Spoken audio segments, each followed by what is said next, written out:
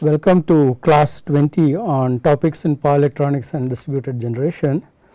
In the last class we were discussing example problems on fault protection with circuit breakers and fuse, and we looked at a distribution system with 3 components: circuit breakers, a recloser with an embedded circuit breaker and a fuse, and we plotted the trip time versus current characteristics of such a device. We had the nominal fault current ranges, the load current ranges. So, we looked at the properties of the individual devices, and then we looked at the time over current coordination between upstream device and the downstream device.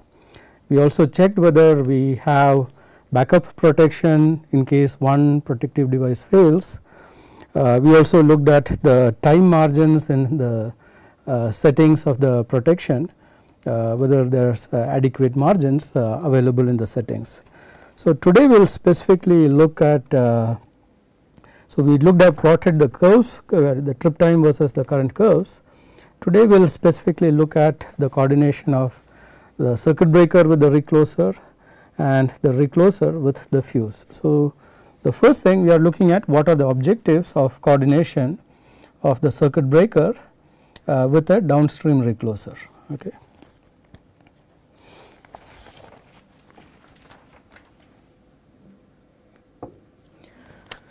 So, the objectives of the coordination of a upstream circuit breaker and a downstream recloser is we will call zone 1 to be the zone of protection for the circuit breaker and zone 2 for corresponding to the recloser. So, if you have a fault in zone 1, it is the circuit breaker that has to protect. If you have a zone in fault in zone 2, the recloser with its underlying circuit breaker characteristics should provide the protection. If you are having temporary faults in zone 2, then the reclose attempts should clear temporary faults. If there is a permanent fault in zone 2, then one has to ensure that the recloser locks out before your circuit breaker upstream breaker trips. So, that is the overall objective you would have for this particular coordination problem. So, we are looking at then based on the time current curves for your circuit breaker of underlying circuit breaker of the recloser and for the upstream breaker, find out the timings required for the recloser. And again, when we look at timings, what we are looking at is essentially if you have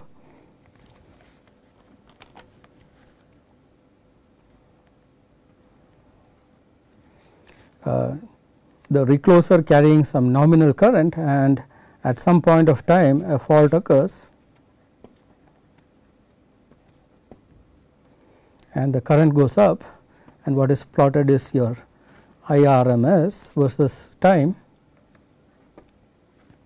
and you have some duration, we called it as T0, and for which the high current would flow. Then you have the first open duration T of 1, that is what we have called in this problem.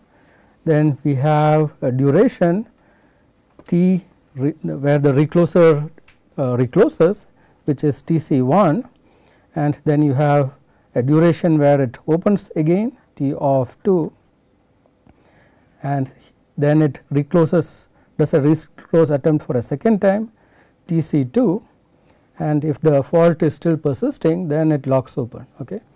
And this occurs when the current level is higher than some I threshold, and it is provided to you that the duration of T0 is about 100 milliseconds, 0.1 seconds, T of 1 is 6 seconds, and T of 2 is 6 seconds, and you are required to find out what settings you could use for TC1 and TC2. So, for TC1 and TC2,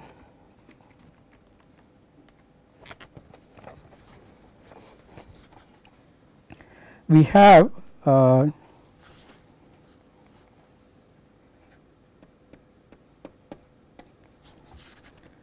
we are asked to find what is TC1 max.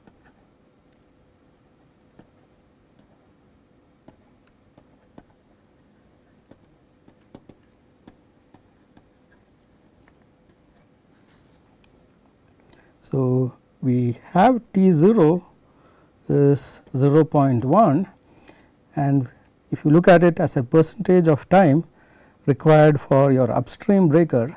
So, 0.89 if you was the trip time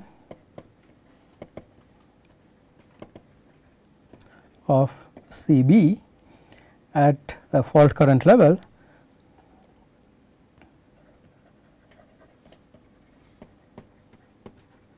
Maximum fault current level, which was I is equal to 3.5 kilo amps for a fault in zone 2. Okay.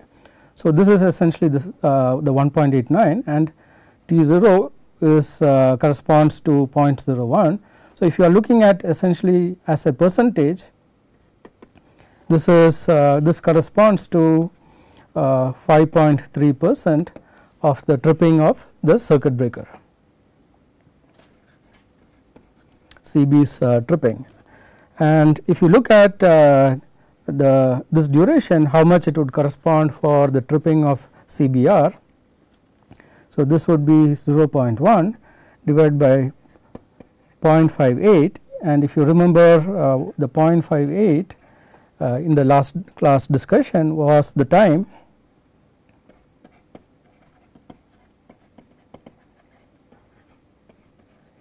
of CBR at I is equal to 3.5 kilo amps, and so this corresponds to about 17.2% of the way into tripping. Okay.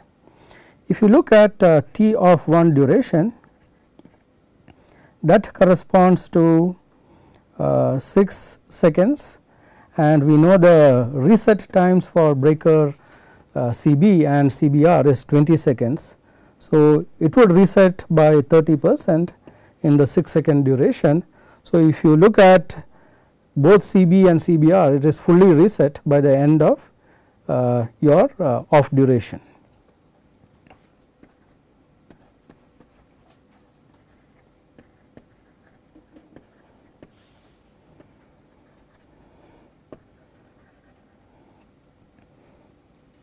So, if you look at then the next duration available, TC1 max, if you allow for another duration of 0.58 duration, then the CBR itself would actually trip. So, there is no point pushing your reclosed duration to be larger than 0.58 seconds. So,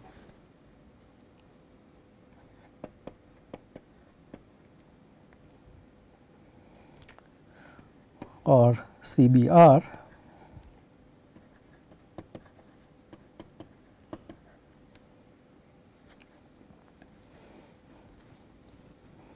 so you need something less than this,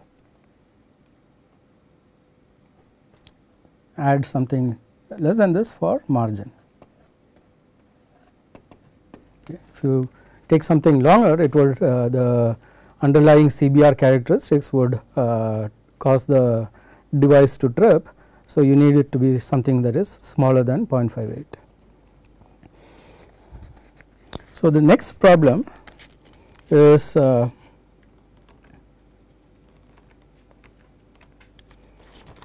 look at the objectives of coordination of the operation of the recloser and the fuse.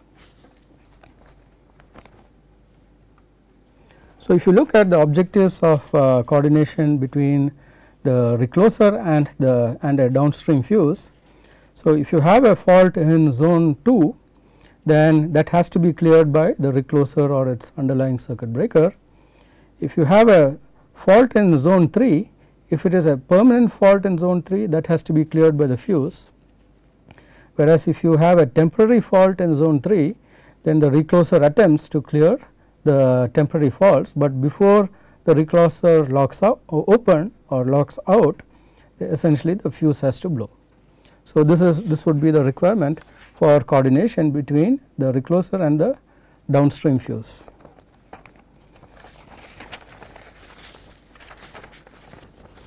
So, if you look at then what the duration of TC, the TC durations are for this particular condition.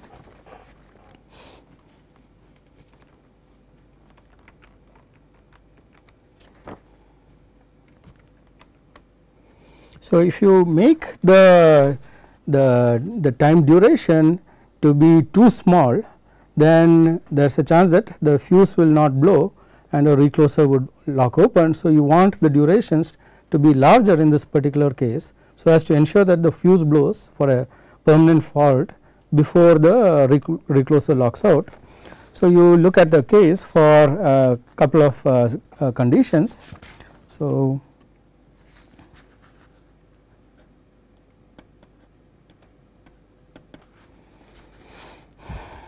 you are looking at what should be the settings for TC2 for fault in zone 3, and you need to select TC2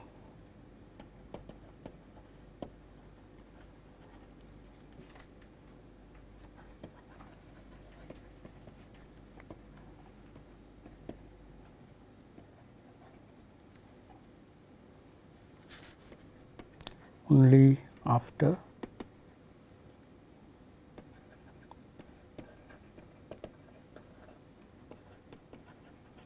or the melting of the fuse to be earlier, so that the lockout does not happen. Okay.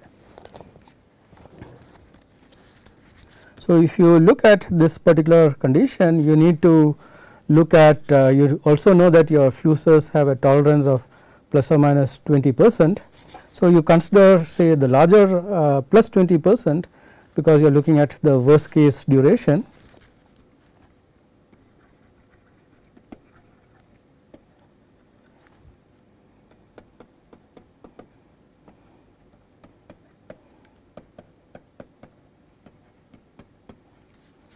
So, you can look at the situation at the maximum current and the minimum current for the fault in the zone.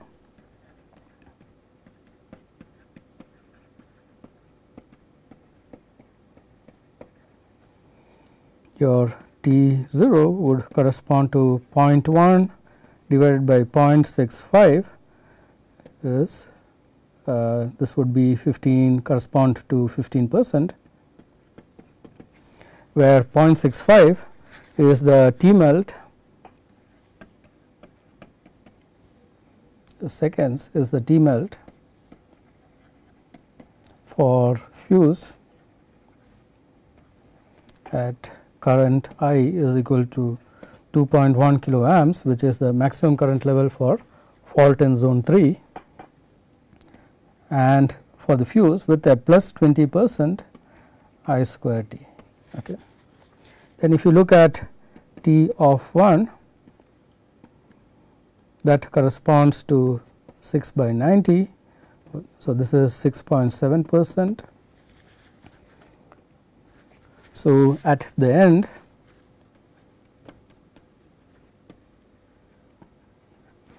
of T of 1, fuse is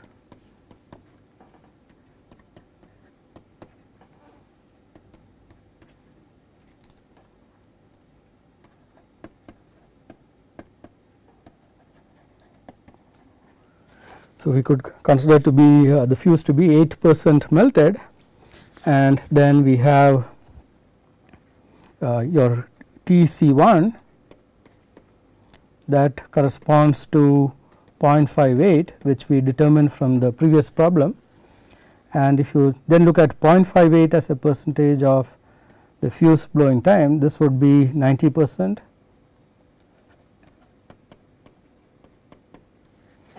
So, at the end of Tc1,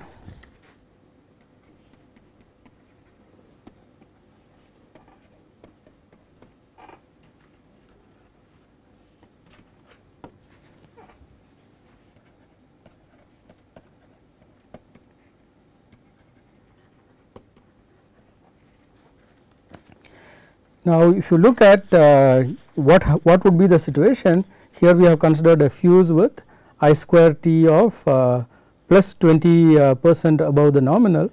If you took the fuse which was minus 20% below the nominal I square t.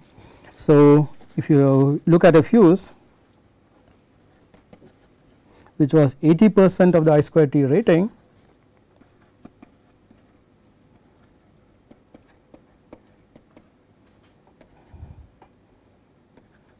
would already be melted.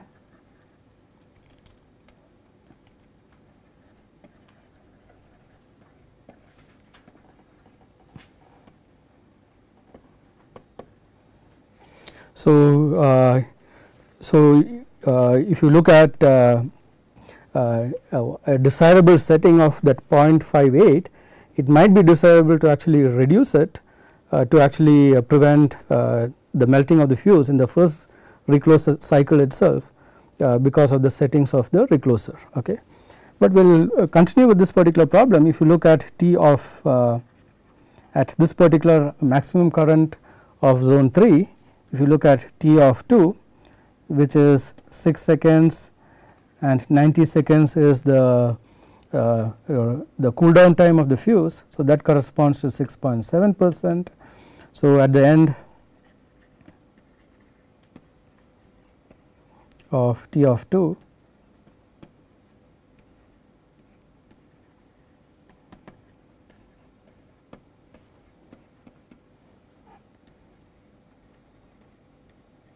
fuse is about 92% melted. So, if you look at the remaining 7 to 8% melting, you need a Tc2 which is greater than 0.05 seconds.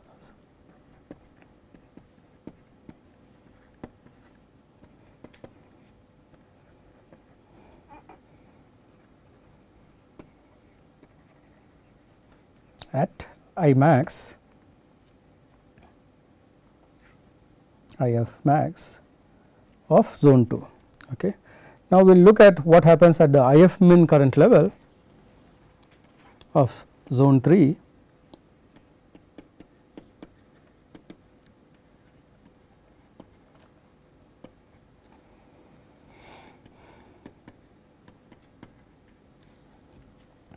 So, you have now T0 corresponding to 0.1 by 1.33. So, 1.33 is the melt time corresponding to the fuse with plus 20% I square t.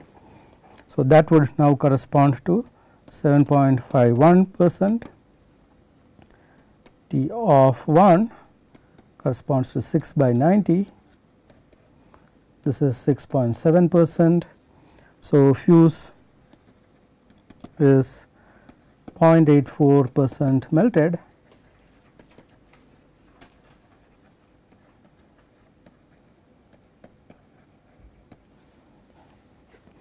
So, then you could calculate Tc2 if it is 0.58 and 1.33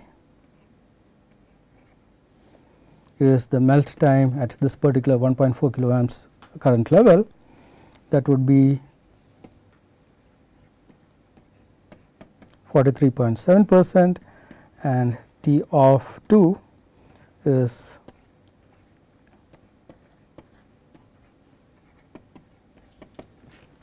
then one can calculate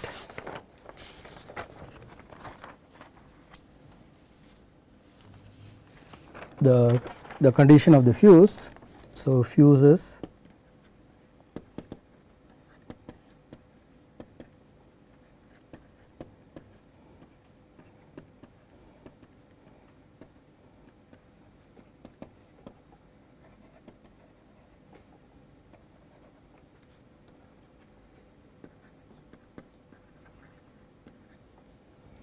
So, if you look at the time that is required to melt it for the remaining remaining percentage for this number to reach 100. So, you can calculate what your Tc2 has to be, it has to be larger than that.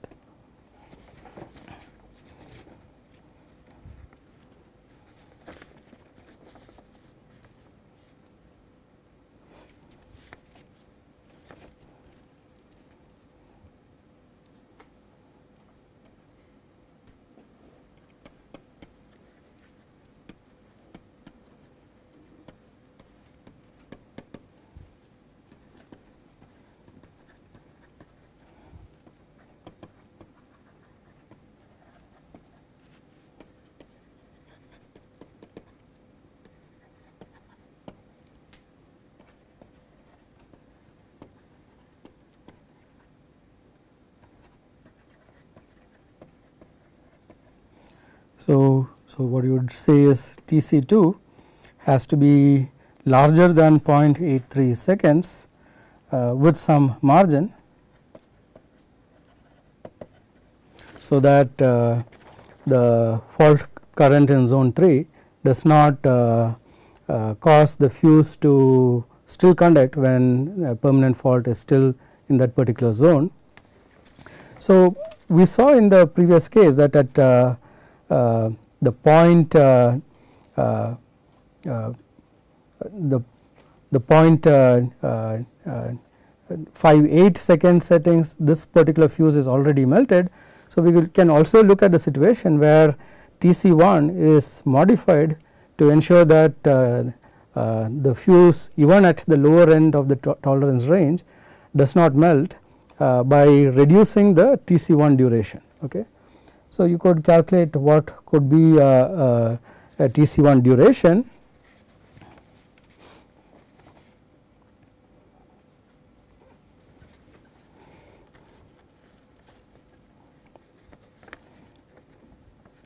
So, if you look at the fuse with the 0.8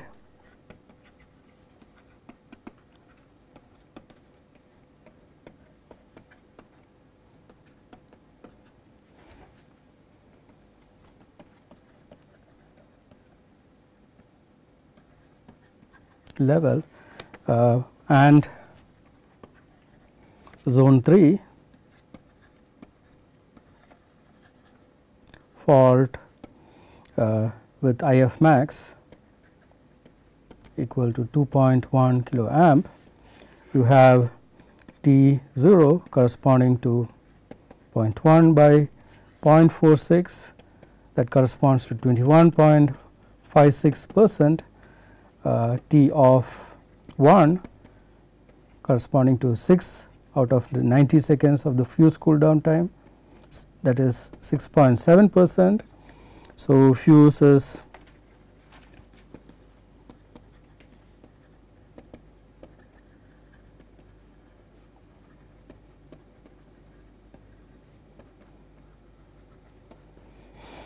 so if you look at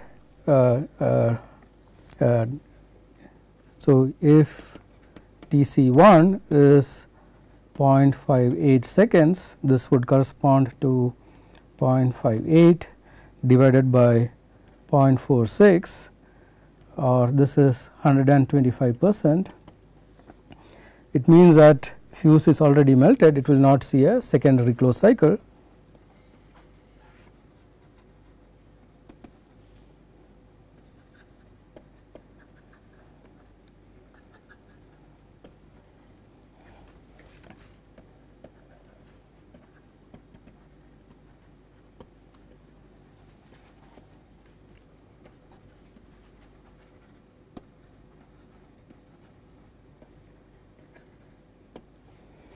So, if Tc1 is reduced to a smaller value, say we will take it as 0.38 seconds, then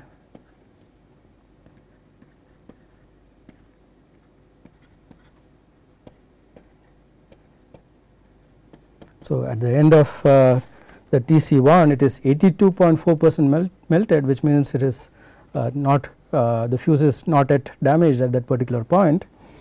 So,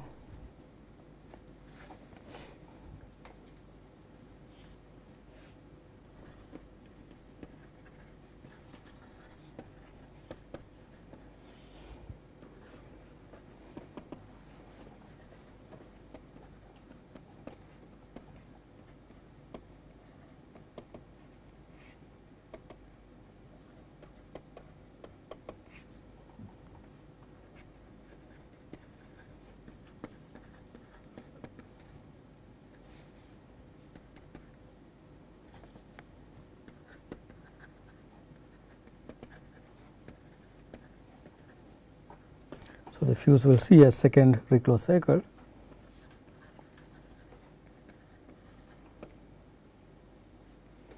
And then we will have to then recalculate what TC2 has to be for this new setting of TC1. Okay. So,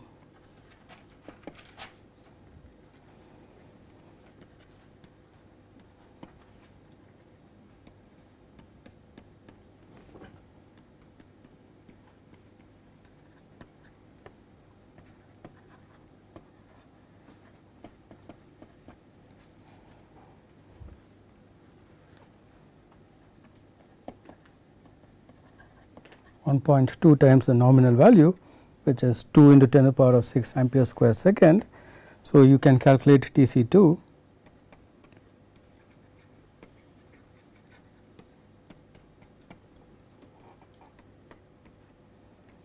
So, you can calculate T0, which would correspond to 7.5%, T of 1 would correspond to 6.7%, TC1, which is 0.38 now divided by 1.33, this corresponds to 28.7%.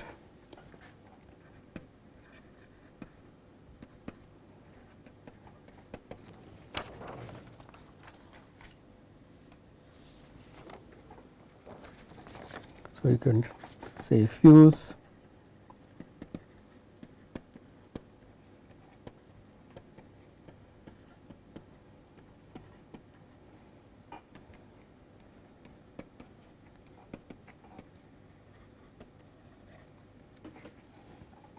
So, for the remaining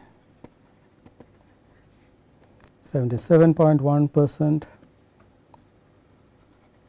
melting,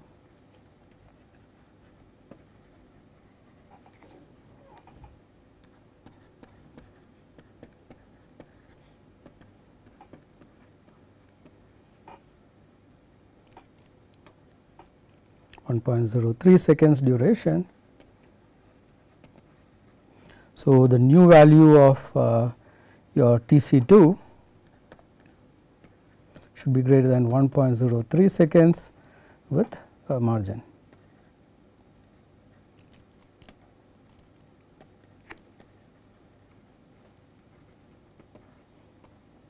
So, you can see that if you want to make sure that you prevent fuse blowing by trying to make the maximum use of the recloser, you will have to make sure that you are doing the operation so that you do not have unnecessary wastage of fuses, and you do these calculations to ensure that you save the fuse as far as possible.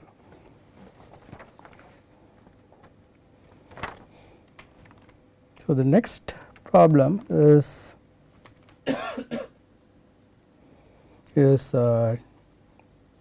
from the value of the TC1 and TC2 that has been calculated, what should be the current threshold level for operation of the recloser to prevent nuisance lockout of the recloser before melting of the fuse. And we saw in this problem, as the current level reduces, you need more time for the fuse to melt. So, if you allow the threshold level to be too low, then the amount of duration you need for the recloser to for TC2 becomes longer and longer, so as to ensure that the fuse melts first before the recloser locks out, so as to attain the objectives of the coordination that you had, where a permanent fault over here causes this to fail before the upstream device locks out. So, suitable threshold level can be corresponding to the time that you have used for the IF min calculation, and the IF min calculation that we had in the example that we looked at was IF min for zone 3 was 1.4 kilo amps. We could use that as a threshold, so that as for current levels below that, you do not have nuisance lockout of a upstream device for a fault in the downstream zone. Okay.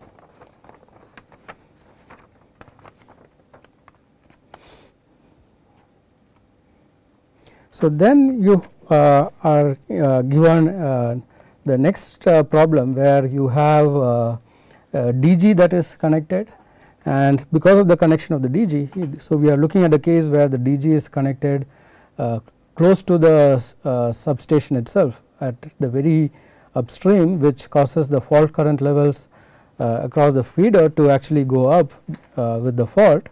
This is a simpler possible configuration where you could have DGs connected anywhere along the feeder. So, because the fault current levels have gone up, you are asked to actually recalculate your TC1, TC2 settings, etc., for achieving coordination. So, we will look specifically at what the concerns are rather than redoing all the calculations. So, if you look at this particular situation,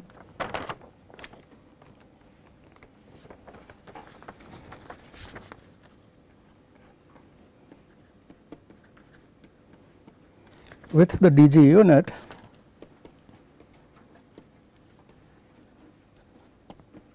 in zone 2,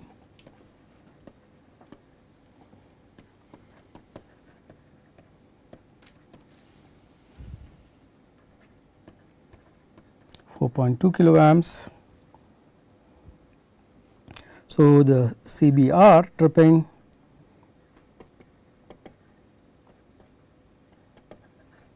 is 0.42 seconds and not the 0.58 seconds that we had as calculated previously.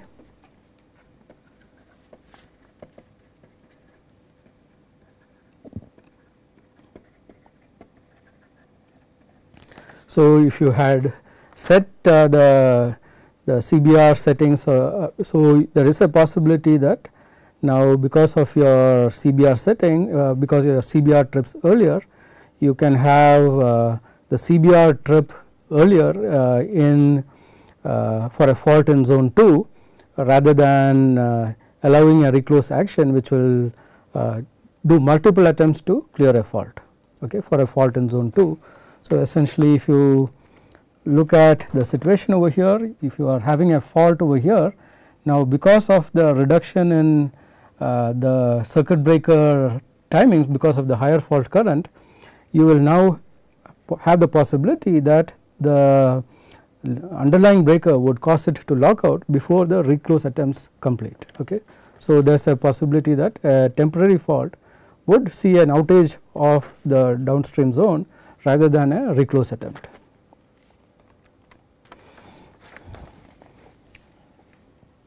So, another concern is if you look at IF min of zone 3 is now 1.7 kilo amps.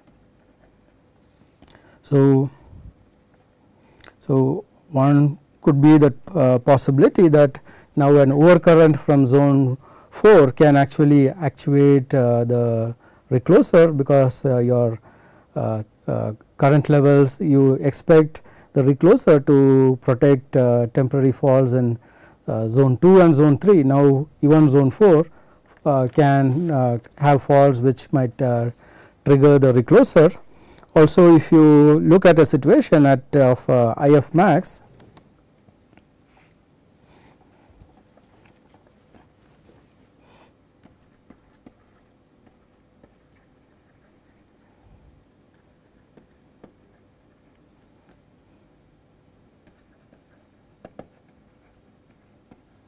this may not be too bad a thing, because if it is a temporary fault in zone 4, the recloser is helping out. But if you have a large load that is starting in zone 4, like a large induction machine, a reclose attempt will cause the delay in startup of the machine, which can potentially cause overheating, etc.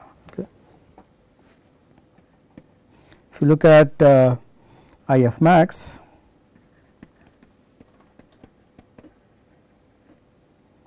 of zone 3,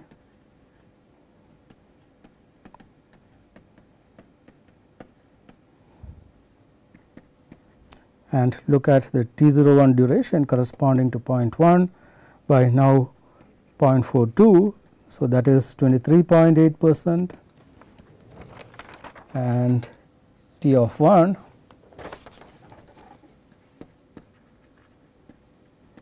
which is 6.7% corresponding to 6.7%. So, the fuse is about 17% melted at the end of T of 1. Then if you look at TC1,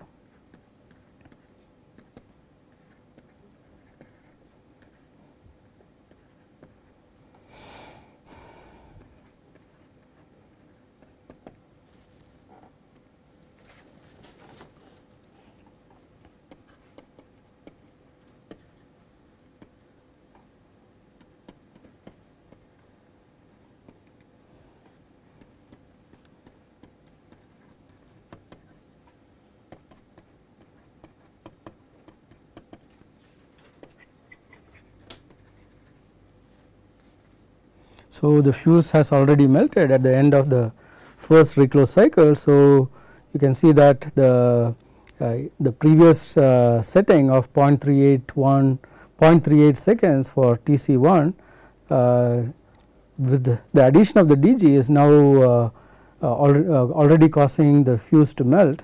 So, your fuse saving strategy is not working. So, you need to further adjust TC1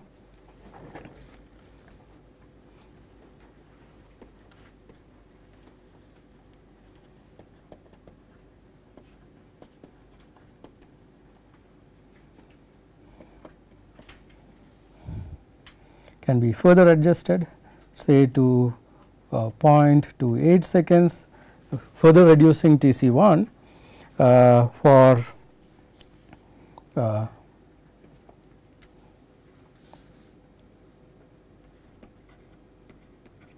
ensuring reclose attempts.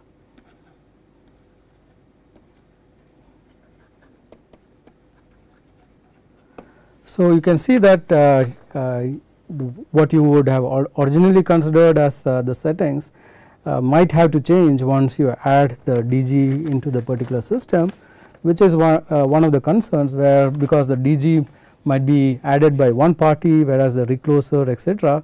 might be set by some design engineer at the commissioning of that particular feeder. So, that person may not be available at the point when the DG is being added. So, there is a complexity of who will do the calculation, what should be the new settings. So, there are concerns of protection coordination when you add a DG to the existing system. So, we have seen that there are concerns. We were discussing about also the voltage profile on the feeder when you have the DG and when you have the normal operation of the feeder. So, we will today look at other possible configurations of a feeder. You could have the majority of the feeders are radial distribution systems, which we have been discussing so far in the class. And if you look at the radial distribution systems, they have say 2 nines of availability or 0.99% availability. So, if you look at what is 0.99% availability of the year, it means that out of 365 days you might have 2.6 days of outage. The remaining time your system could work nominally, assuming you have the power available to actually provide the load. You could expect about 3 to 4 days of outage per year on a radial distribution system. And people look at more complex distribution systems. So, the next more complex network compared to just a radial structure might be a ring structure, where you can actually go around in a loop or in a ring. And if you look at the reliability, here you might have 4 nines, 0.999 availability, which should correspond to about 1 hour of outage per year. Okay. So, this is a more complex network, but your reliability is improving. So, if you say what is the next in terms of improvement of reliability, instead of just having a ring, you can have a more complex meshed structure, where your reliability can go to 6 nines. So, 6 nines of reliability would mean that your outage per year would reduce to less than a minute. And if you have a high end UPS dedicated to specific loads, the reliability of such an UPS can be even of the order of it can actually provide backup power with 9 nines of reliability. So, if you have large computer systems, you can have the possibility of outage of less than a second per year with high quality UPS backup systems. Okay. So, if you look at a structure of such a system, you can see that as you want better power quality, you are going in a direction such as this, and this is actually going in the direction where it is more expensive, where you are willing to pay that higher cost for lesser outage.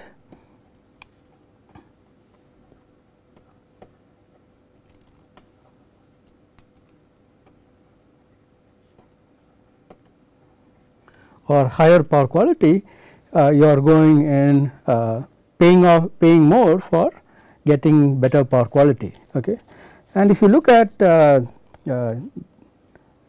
these the radial, the ring, or a network type of distribution, all the loads connected to the ring, or all the loads connected to that particular radial feeder, or in a network type of distribution system, will see the same level of power quality.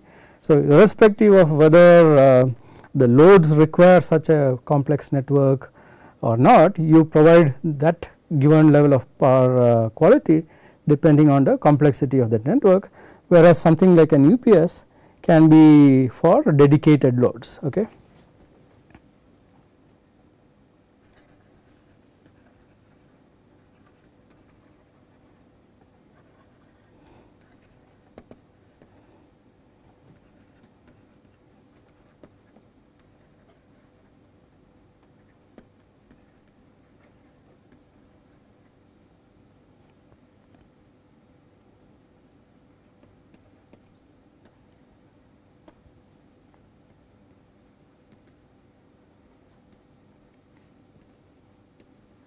So, depending on which particular load needs the backup, maybe a computer system needs very high power quality, whereas a building thermal system might be okay to actually have a slightly longer duration of outage. You will not know if the heaters or air conditioners are switched off for maybe a minute or so.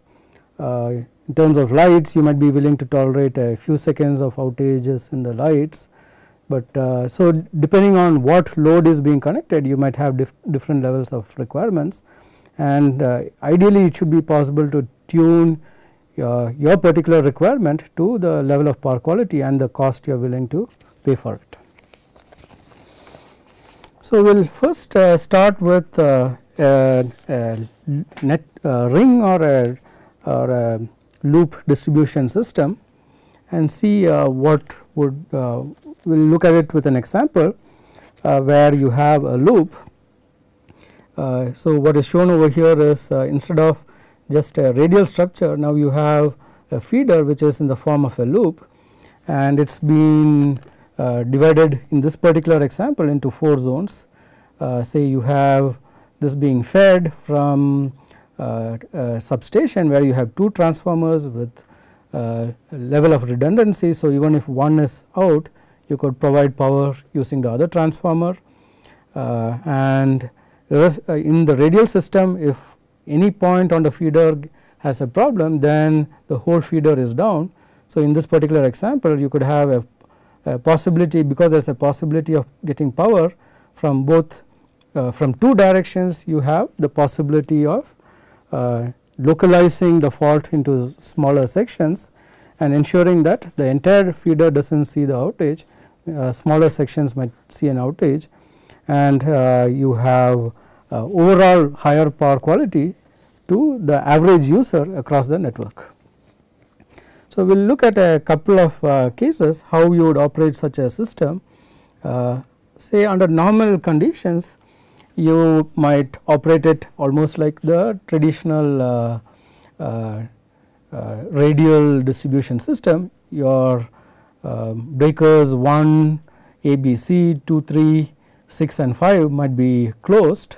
So, what is shown in green indicates a closed circuit breaker, 4 might be open. So, essentially you have feeder A and feeder B, and in this particular example you have this potentially the ring or the loop can be covering a longer distance. So, you might have voltage regulators that are on the ring. So, you have now at the position of the ring, you have a voltage boost being provided, as say if one is going from, let us call this the primary side and the secondary side. So, as you are going from the primary to secondary, you are providing a boost on the voltage regulator on the feeder.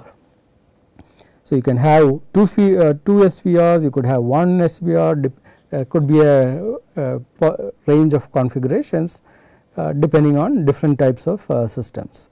So, overall under normal conditions, you have a feeder where your voltage is regulated based on what your nominal value is, and the system is trying to regulate the voltage to the nominal value.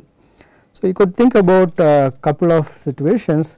Say if you have a fault in zone 1A, then essentially breaker 2 and breaker 3 would open, and then under normal, if it was just a radial system, then even zone 2A would see the outage. But now because you can close breaker 4 closes, and essentially the fault is localized to Z1A, and the power now flows to Z2A and provides power to 3 sections even when you have a fault in one particular zone. So, you have power up to this point, and essentially 2 and 3 isolates the fault. You could also have maybe a fault in say transformer A, or you might be servicing transformer A, in which case you might say open 1A, 1C and 2, and in which case the power is now flowing through all the way to all the 4 zones, and ensuring that servicing can be done at the substation without de-energizing your customers or who are the loads on the feeder. You can immediately see that the feeder has to be rated. Each part of the feeder has to cater to the entire load on the feeder. So, the cost of the system can be higher than the traditional feeder, but then you have the advantage that you do not have outages under a variety of conditions. So, if you then look at this particular scenario where you have the series voltage regulator. So, if you look at the voltage profile in this particular configuration, so here you have, as you go from your left to the right of your of your regulator, you get a voltage boost. Here in this particular configuration where you go from the right to left, you have the voltage boost. If you compare that particular situation to what was the nominal configuration of under normal conditions, when everything was under nominal conditions, when you went from the left to right, the boost was being provided. Here if you look at the different zones,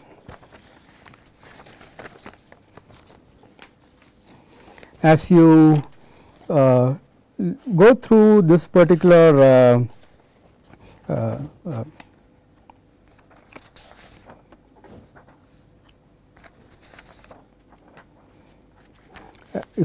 as you go through this particular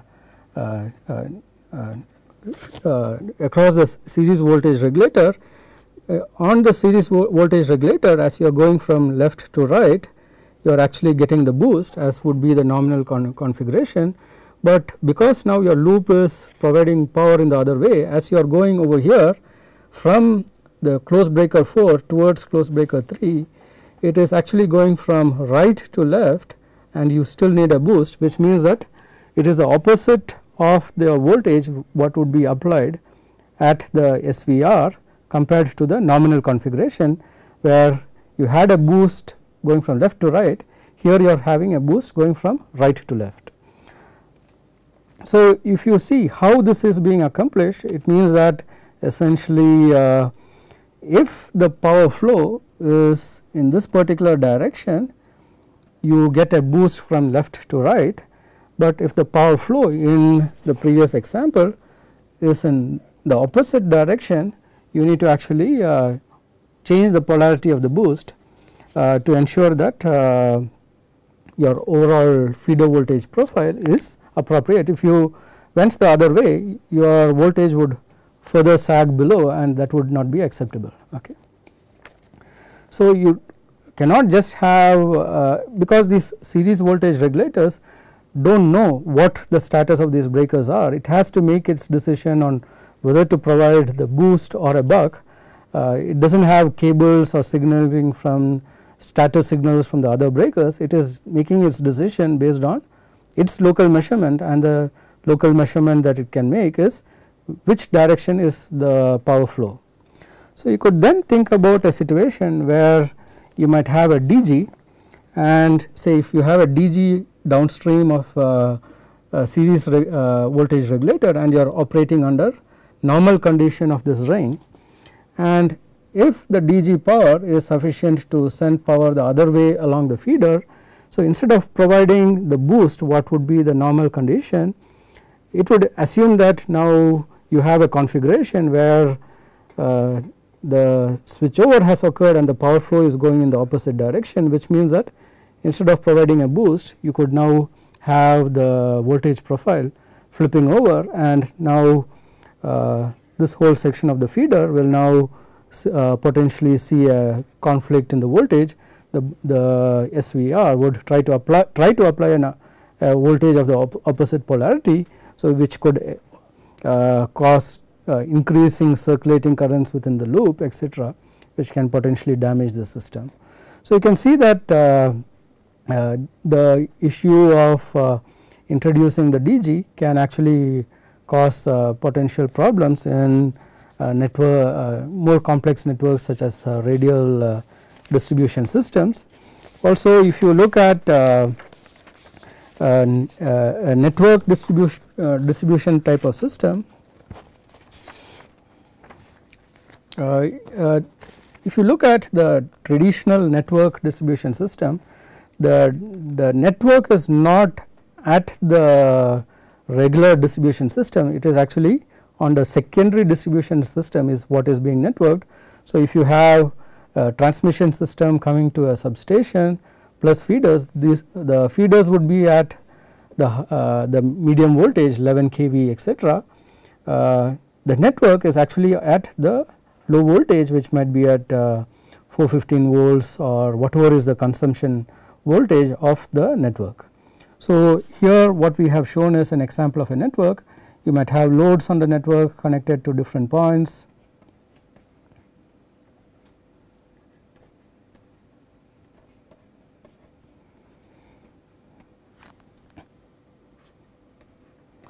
and essentially if you have a network such as this, you are essentially having redundancy in the power flow into that particular network. So, if you have a fault on the network, essentially the network protectors on such a distribution system, what is shown over here are network protectors NP1 through NP4 would act to actually clear a fault within the network system itself. One functionality of a network protector is that it will allow power flow only from your feeder into your network system. So, it will, if it detects that the power flow is happening in the opposite direction, the network protector will open on an instantaneous basis. So, within a cycle it would try to open in case it detects a power flow in the opposite direction. So, if you have a fault on say feeder A, because of the fault there is a the flow of power will be towards the fault, and detecting the flow of power into the fault, essentially the network protectors 1 and 2 would open, and essentially the spot network would get immediately isolated from the fault. So, for anything that happens on this particular feeder, essentially it can be de-energized for servicing, repair, etc. Your network protectors would ensure that the power flow does not go out of the network, and the availability on the spot network would stay high. Okay. If you now think about a situation where now you have a DG connected to such a network system, you have the possibility that the DG might try to send power back out into your feeder, and your network protector might cycle open in response to seeing the power flow from the DG.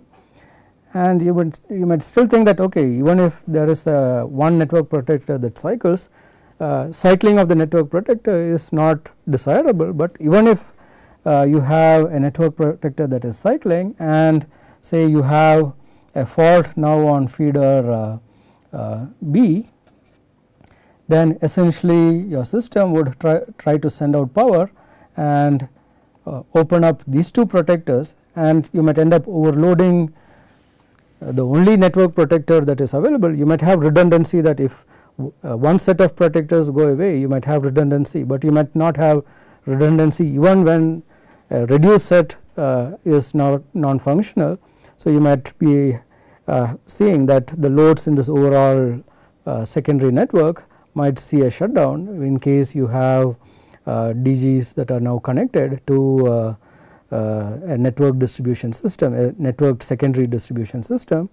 So, the potential for problems increase once you have more complicated configurations of distribution systems. So, with this we can actually look at the concerns of DGs in distribution systems, and we will look at the concerns, and the methods to address some of the concerns are primarily related to how quickly we can disconnect the DG, how quickly we can control the power flow through the DG, etc., and how many times, how rapidly you can disconnect. So, the trends towards solving some of this are through power electronic means, and so we will look at how effective power electronics means can be in addressing these issues. And power electronics tend to be more expensive than traditional systems. So, we will have to look at first how cost effective it is, which implies that you need to measure costs and see whether your engineering is cost effective to actually figure out whether you are moving in the right direction to address these problems. Thank you.